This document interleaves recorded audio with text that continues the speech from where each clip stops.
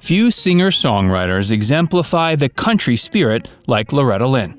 However, her authentic grit is the result of a lifetime's worth of struggles, starting when she was just a young girl. Loretta came from a difficult childhood into an equally difficult adulthood, and despair has seemed to follow her at nearly every turn. Join Factsverse as we explore Loretta Lynn's lifelong battle with death and addiction. Loretta Lynn was born Loretta Webb on April 14, 1932. She was born in Kentucky. As her hit coal miner's daughter might suggest, she was one of 7 children of a coal miner. Due to the fact she was raised during the Great Depression, Loretta's family had a lot of economic troubles when she was growing up. Since Loretta's family didn't have extra money for fun and games, she began passing the time by practicing singing. While this initially was just a hobby, it was something that would pay off later.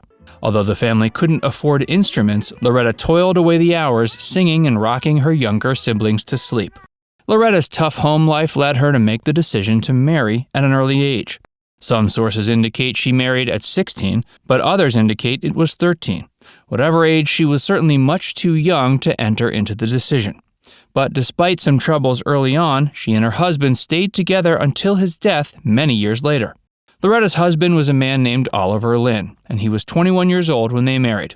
She knew him by the nickname Doolittle, and didn't even learn his full name until the day they tied the knot. Due to Loretta's inexperience, she didn't know much about conception or birth. She was surprised several months later when a doctor told her she was pregnant. Although Oliver was initially hesitant, the two made it work.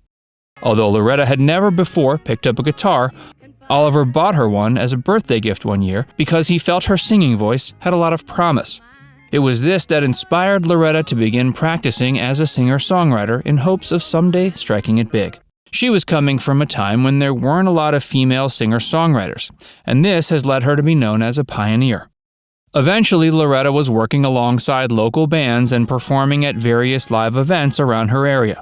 In 1960, she released her first official single, titled I'm a Honky-Tonk Girl. From there, it was a gradual climb to the top for Loretta, and she eventually made her way to being the icon she is today. But that rise to fame came with plenty of personal struggles. Despite the fact Oliver was the one who inspired Loretta to pick up the guitar, their relationship wasn't always the healthiest. Oliver was known to be an abusive alcoholic in the early years of their marriage. Loretta was incredibly affected by the abuse, but chose to stay with him due to the fact he was the father of her children. According to her, she wanted to leave, but felt it would be a selfish decision. Instead of divorcing her husband, Loretta chose to channel her domestic turmoil into her songs. Many of them have tackled the topic of abuse from a personal angle, including Don't Come Home A-Drinkin' with Lovin' on Your Mind and Fist City. She's always been vocal about the fact that her husband hit her on numerous occasions. But she's been even more vocal about the fact that she wasn't afraid to hit him back even harder. Loretta and her husband worked through their issues for their family. However, that didn't stop tragedy from striking. In 1984, Loretta's oldest son, Jack Benny Lynn, drowned to death.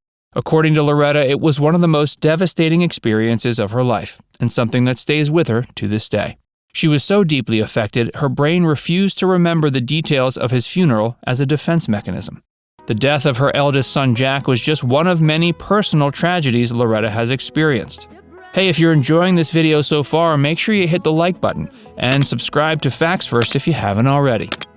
Loretta's husband Oliver passed away 12 years later in 1996, and his loss devastated Loretta nearly as hard as Jack's. Although the two had experienced their issues throughout their marriage, they were incredibly close due to the time they spent together.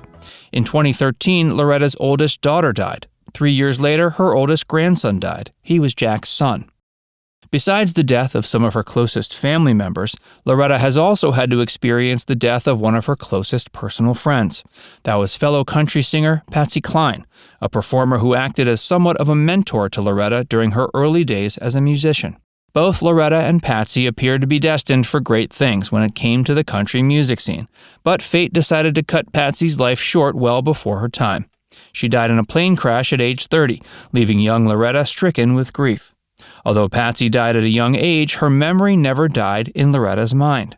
Loretta and Patsy were great friends during Patsy's later years, and Loretta has shared that the two bad country girls had a proclivity for getting into trouble.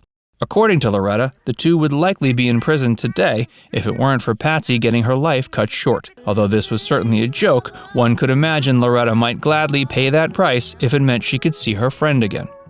Although Loretta is still with us today, she's had her fair share of health problems. In 2017, she suffered a massive stroke. Several months later, in early 2018, she had a fall at her home and injured her hip. Later that year, she was hospitalized once again for undisclosed issues. But it appears she has long since been back at home and claims to be in fine health. In addition to overcoming her recent health struggles, Loretta has also had to overcome issues with addiction. She's dealt with ulcers and chronic pain from an early age, a struggle that once led her down the rabbit hole of prescription painkillers. And she's dealt with severe insomnia, resulting in issues with sleeping pills. The height of her addiction to painkillers and sleeping pills was during the 70s. After a while, the problem spiraled out of control, and Loretta decided to seek out professional help. Thankfully, she was able to eventually knock her bad habits. Nowadays, the songwriter is seemingly clean and sober. In addition to her addiction to painkillers and sleeping pills, Loretta has also brought about a fair amount of controversy for talking about a different kind of pill. She famously wrote a song called "The Pill." The song praised the birth control pill, which was gaining popularity at the time. It was released in 1975 and garnered a lot of criticism from puritanical listeners. Around 60 radio stations across the country banned the song from play. But "The Pill" certainly hasn't been Loretta's only controversial song. Despite claiming she's never meant to shock anyone, she's had around a dozen songs banned over the course of her career. This includes the aforementioned "The Pill," a song about how divorce affects women differently, titled "Rated X," and her aforementioned songs about spousal abuse. Through it all, Loretta has simply been singing about her own life experiences from a feminist perspective. In the past 20 years, Loretta has had a bit of a resurgence thanks in no small part to Jack White of the White Stripes and his record label Third Man Records. Jack produced Loretta's 2004 album Van Leer Rose, which proved to be Loretta's most critically acclaimed work in decades. It won the Grammy Award for Best Country Album of the Year. Since this, Loretta has maintained steady success, even playing at Bonnaroo in 2011. Loretta is still releasing albums today, with her most recent one having been released on March 19, 2021. It was titled "Still Woman Enough" and was produced by Johnny Cash's son, John Carter Cash. Despite numerous health issues and a life of pain and struggle, Loretta Lynn has persevered with her true country grit in ways not even most of her male contemporaries could. Now it's time to hear from you. Comment down below to share what your favorite musical memory is when it comes to Loretta Lynn. And be sure to give this video a like and subscribe to Factsverse if you haven't already.